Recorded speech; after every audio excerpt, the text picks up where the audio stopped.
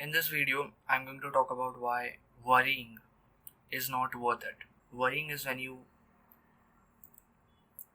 are taking stress because of some particular thing that is going to happen in the future, and you are worried about the outcome. You are worried because of the outcome of that thing. And the thing can be anything but I'm mostly going to talk about from a student's perspective, from a teenager's perspective. So I'll just mostly talk about exams because that's the biggest thing that students worry about. So we have been conditioned into this thing that we have to worry about it. We have to take tension about our exams from our childhood. Whenever we have these tests, monthly tests, or we have our annual exam or our semester exams, we have to worry about it. We have to be stressed about it. We have to be serious. We can't be how we normally are. We have to change ourselves for a certain period of time because we are going to give this test or exam, and the marks will be the outcome of that test or exam. And in order to get good grades, good marks, we have to worry about it, or it will your parents will think that you are not really concerned about your marks, you're not really concerned about your performance, and society will think that too. Maybe your uncles and aunties will think that, oh, exams are coming near and now you have to be worried, now you have to be serious, now you have to change, now you have to change yourself. You can't just be the normal you can't just be how you are when there's no exam going to be conducted. You can't be the person that you are on a normal day. Now exams are near. You will have to give it, and based on how you give the exams, there will be marks which will be the outcome of the exam. And so you have to worry about it. You have to constantly stress about what is going to happen, how many marks will I score, how much will I score in this particular subject, and think about this is my weakness, and so how much will I score in this subject. But it's not really worth it in the end. Worrying as a thing is never actually worth it. I mean, it won't give you any extra results. It won't be just because I worried about the exam, I scored more marks. It doesn't work like that. Worrying doesn't help you score more marks. Okay, you can say making better notes helps you score more marks. Revising more helps you score more marks. Attempting previous year's question papers helps you score more marks. And studying more helps you score more marks, something like that. And optimizing your study routine and all of that stuff. But worrying doesn't actually do anything, does it? I mean, how you just sit and worry about something, you are just constantly thinking about it. How will the exam turn out to be, what questions will come, will the questions be from the topics that I have learned better. And it really doesn't help you anyway. In the end, it is just going to probably decrease your performance rather than increase it, because this can temporarily kind of throw your mental health off. It can make you have a worse mood. So that can be a reason to not score that many marks. And the more important thing is if you are studying and you are also worrying at the same time, because If you are worrying all the time. It's not like there's like a particular time you keep in your schedule for worrying. You don't like this is the time I'm going to study, this is the time I'm going to like, and I'll do all of this stuff, I'll take a shower, I'll have my food, and then this so I have this time slot remaining from 4 p.m. to 5 p.m., and so in this time slot I'm going to sit and worry about the exam. You don't do it like that. If you worry, you keep worrying all day long. Mostly that's what happens if you like actually worry about an exam. It's not like you only worry at some point of time and then it just goes away from your mind. It doesn't. And so if you worry all the time, you are also worrying when you are studying. So when you are studying, you are not actually in the present moment. You are not actually focusing on what you are studying. You are not actually you are not your complete attention is not in what you are studying, but it's kind of split apart between studying and also like worrying about the exam, worrying about how many marks you are going to score. So it's not really helping. It's actually making the situation worse, because you cannot have like 100% focus while you are studying. So your performance goes down because of worrying. So how is it like helpful in the end? How is it helping you in any way? It's not. It doesn't help. It mostly just makes the situation worse. And then there's like you can say an after phase of worrying. So when you give the exam or the test, you have already given it, your exams have ended, and now the results will be declared in a month. And now the worrying continues, because now you have the exam, so you had something to like focus on, you had something to put your attention to, so you were focusing on your studies and you gave the exam. So you were kind of split apart between worrying and studying. But now exams have ended, and well, obviously you felt very good on the last day of the exam. Okay, it ended, and now you are kind of relaxed. But the worrying mostly doesn't go away, because the marks are still not declared, right? The outcome is still not in front of you. It's like it's going to come in the future, and you worry about it. Now this is the worst kind of worry. Okay, like exam worrying before the exam is still like a bit justified, even if like you just do it out of nervousness. It just consumes you kind of. You should still try to like lessen it and like reduce how much you worry about it and how much you overthink about it, because it's not helping you. But it's still like a bit justified. Okay, like you are worrying before the exams because now you have to give your exams, and how will it turn out to be. It's not okay to do it, but it is still better than worrying after the exams. It is still a better case scenario than worrying after the exams. Worrying before the exams is still not okay to do. It's not worth it, but it is still a bit better than worrying after the exams, because after the exams now you have already given the exam. Okay, you can't change anything. Before the exams, while you were preparing for it, you could have increased your performance. Like even if you have like so your exams are going to start, you have not done anything. Okay, you just procrastinated all the time. You were not focusing on your studies before this. So like literally you just studied one day before exams. But you can still improve your performance. You still have that choice. Okay, yes, it will like destroy your mental health kind of, to like study very long hours because you didn't pre-plan anything and you didn't had any structure before. So now you will have to do extra amounts of hard work to get in more marks. Why? Because you are studying one day before the exam.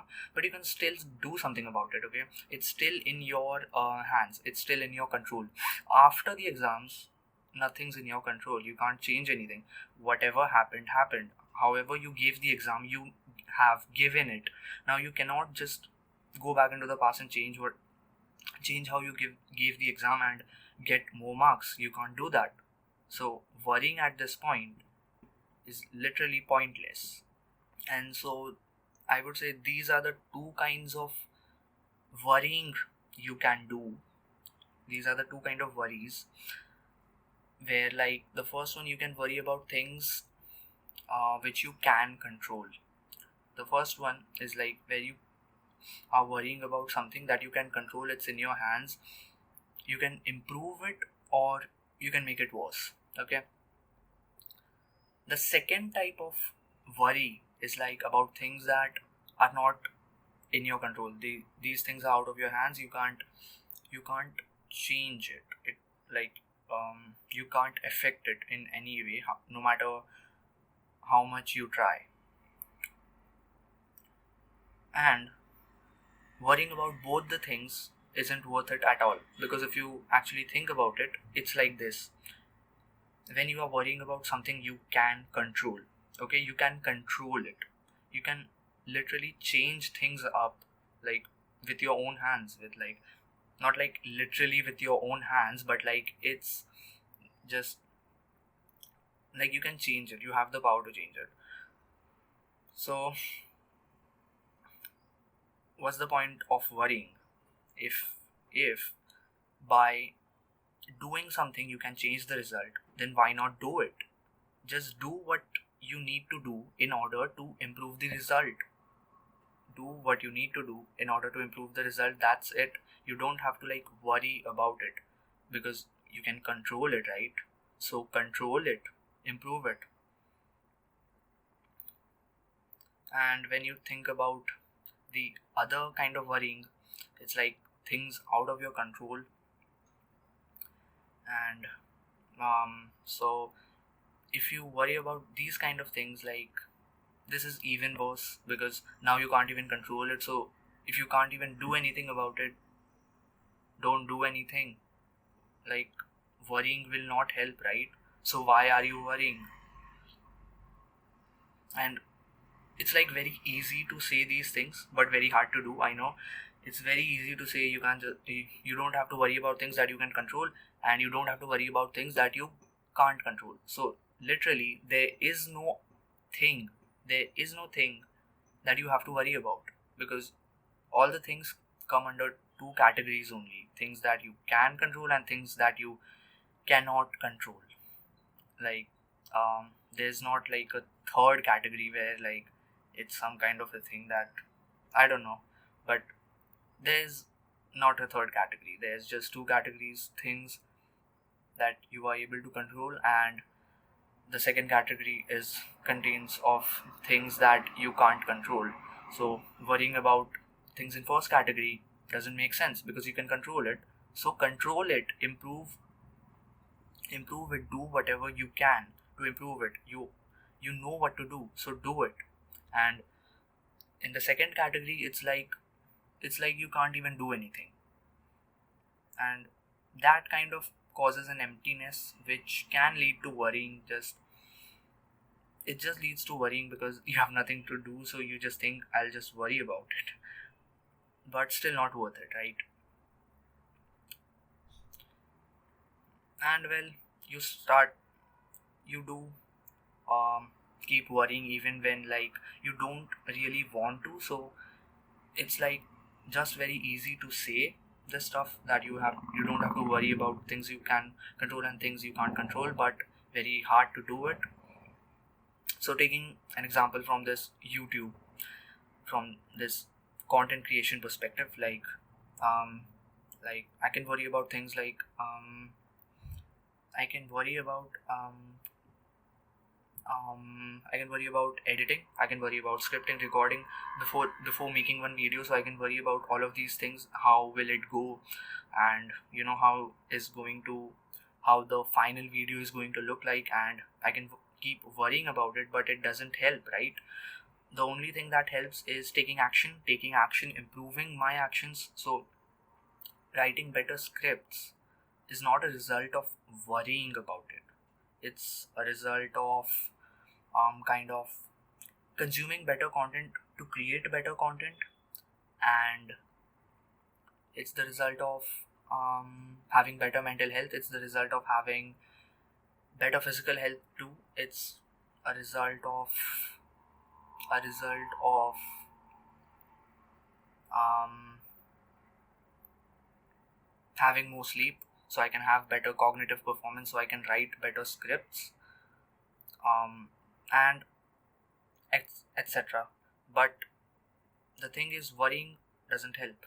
It's other things that are going to help me to write a better script, to record a better video, and to edit that video in a better way. So that is what I need to do. Those are the tasks that I need to complete in a better, more efficient way, so that I can make a better video, and that's what results in a really good video. And after that, so this was like the thing that I can control. It's the thing that I can control. I can make the video better, and I can do particular things in a better way so that the final video is better. And this is a thing that I can control. But after this, when I have the video ready, now I publish it. Now this is out of my control. How the YouTube algorithm treats it, and how many views it gets, how many likes, how many comments it gets, is not under my control. I can't just change it. Well, yes, there's still like some part to it. I can make a better thumbnail, and I can make a better caption. So it's still like a thing I can control partly. Now, so maybe this is the third category thing, where you can control things partly, and partly things are out of your control.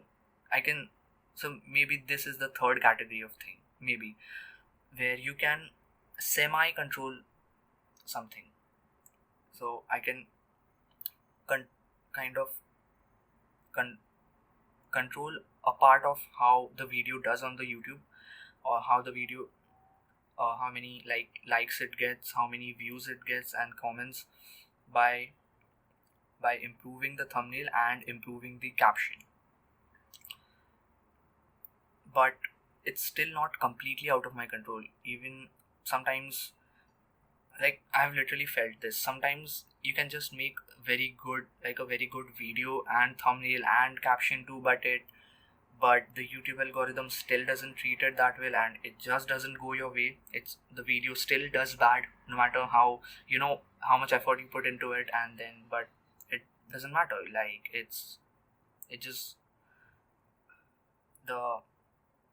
you didn't have the luck. That's what it was. Or maybe like the video will do bad in the beginning, and then it might do good later. That's a different story.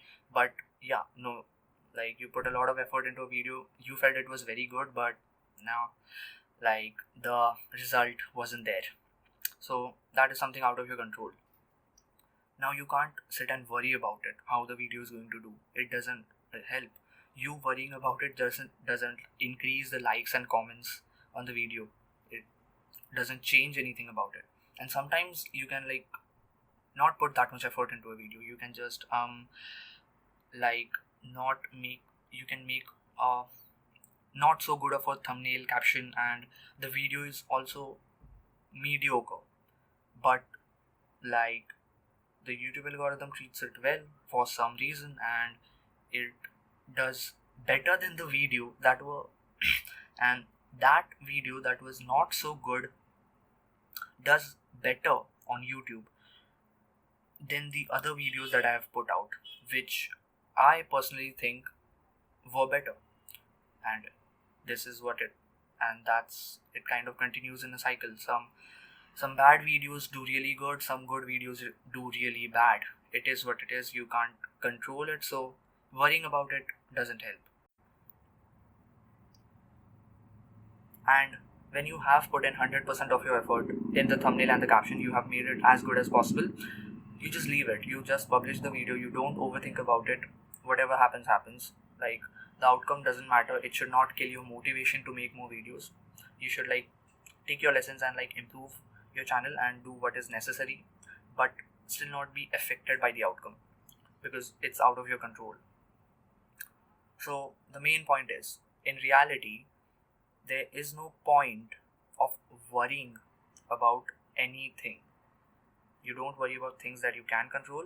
You don't worry about things that are out of your control, and you don't worry about things that you can semi-control. I don't know if that's actual thing, semi-control, but you don't worry about anything. That's it. But it will not just go away in an instant. You can't just do that. You have been worrying for years probably, so it's going to take a bit of time to like get this mindset inside of you of not worrying about anything, and slowly you will the amount of worry you have about things will reduce, and you will get to a point, you will get to a golden point of freedom where you don't worry about anything, and that's the goal. Just don't worry about anything at all, and I'll see you in the next one.